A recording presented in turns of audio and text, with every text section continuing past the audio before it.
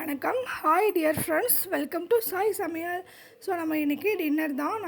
நான் நைட்டு வந்து டின்னருக்காக இது பண்ணியிருந்தேன். ஸோ இது வந்து இட்லி ப்ளஸ் தக்காளி கார சட்னி எப்படி பண்ணலாம் அப்படிங்கிறத நம்ம வீடியோவில் போய் பார்க்கலாம். ஸோ அதுக்கு முன்னாடி நம்மளோட இந்த கார சட்னி தெரிஞ்சவங்களுக்கு ஓகே, தெரியாதவங்களுக்காக இது யூஸ் ஆகும். ஸோ வீடியோக்குள்ளே போகிறதுக்கு முன்னாடி ப்ளீஸ் சப்ஸ்கிரைப் பண்ணிவிட்டு பெல் பட்டனில் ஆளுங்கிறவங்க.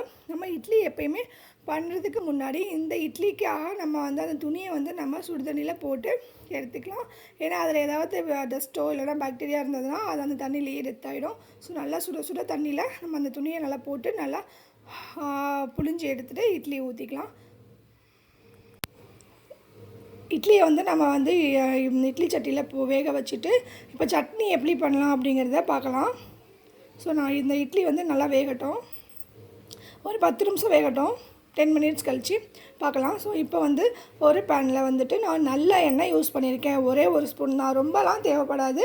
ஒரே ஒரு ஸ்பூன் நல்லெண்ணெய் ஊற்றிக்கோங்க. ஒரு ஸ்பூன் நல்லெண்ணெயில் பண்ணிங்கன்னா தான் டேஸ்ட்டாக இருக்கும். கடலைப்பருப்பு எடுத்துக்கோங்க 2 ஸ்பூன். உளுந்து எதுவும் சேர்க்காதீங்க, கடலைப்பருப்பு மட்டும் 2 ஸ்பூன் எடுத்துக்கோங்க. ஸோ இந்த கடலைப்பருப்பை நம்ம கொஞ்ச நேரம் அந்த ஆயிலோட வதக்கிக்கலாம். ஸோ கலர் சேஞ்ச் ஆகி வரணும், கருகிடாமல் பார்த்துக்கோங்க. கொஞ்சமாக லைட்டாக கலர் சேஞ்ச் ஆகிடுச்சு. ஸோ இந்த மாதிரி கலர் சேஞ்ச் ஆகட்டும், கருகிடாமல் பார்த்துக்கோங்க. அப்போ வந்து சாப்பிடும்போது ஒரு மாதிரி கருகின ஸ்மெல் வரும். அதுக்காக தான். பூண்டு வந்து இது 3 பல் பூண்டு, பெரிய பூண்டு, மலை பூண்டு சொல்லுவாங்க, அந்த பூண்டு நான் 3 பூண்டு எடுத்திருக்கேன்.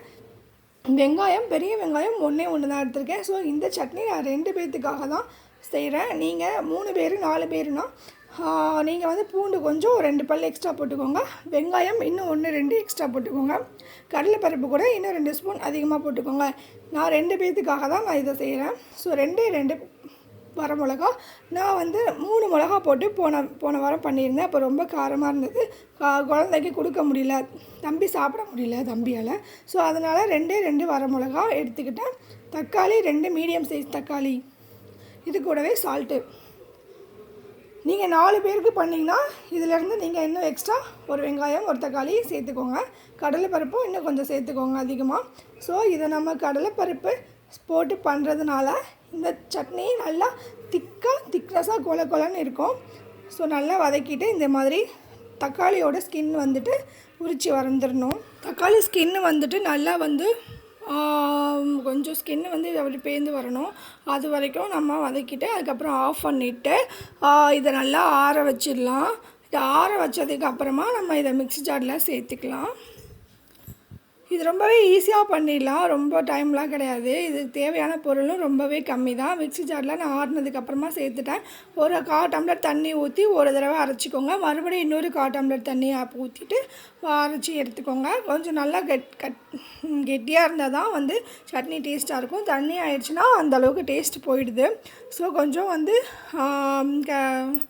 திக்காகவே நீங்கள் வந்து அரைச்சி எடுத்துக்கோங்க. பாருங்கள், இந்த அளவுக்கு திக்காக.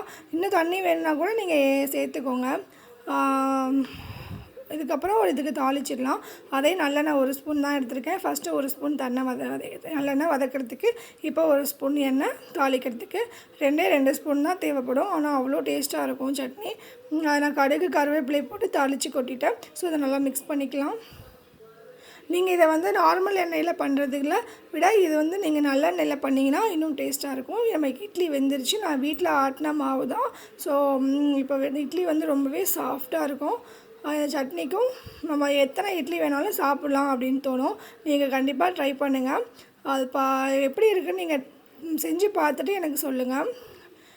என்னோடய வீடியோ, இந்த சட்னி ரெசிபி, இட்லி எப்படி சாஃப்டாக பண்ணுறதுங்கிற வீடியோவும் நான் போடுறேன். மாவு அரைக்கிற வீடியோ நான் போடுறேன் கண்டிப்பாக. ஸோ இந்த இதை சாப்பிட்டு பாருங்கள். செஞ்சு பிடிச்சிருந்தா எனக்கு ஒரு சப்ஸ்கிரைப் பண்ணிவிட்டு ஒரு லைக் பண்ணிடுங்க. தேங்க்யூ.